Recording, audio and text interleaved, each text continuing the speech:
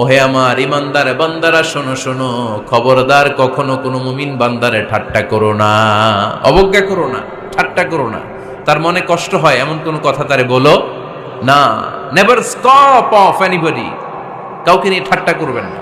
তার দেহ নিয়ে, তার আকৃতি নিয়ে, তার বংশ নিয়ে। এক লোকের বাবা ছিল চোর, কিন্তু তার ছেলে অনেক ভালো। আপনি কি তারা বলতে পারবেন তুই চোরের ঘরের চোর? বলতে পারবেন? চুরি করছে বাবা, ওর কি দোষ? কথা বলেন। এগুলো কবিরা গুনাহ। আওয়াজ করে বলেন তো কি গুনাহ?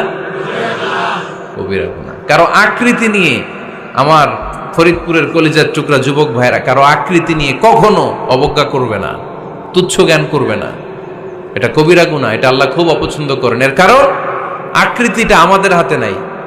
আমাদের কারো নাক লম্বা, কারো খাটো, আমরা কেউ কালো, কেউ সাদা, আমরা কেউ স্মার্ট, কেউ অন্যরকম।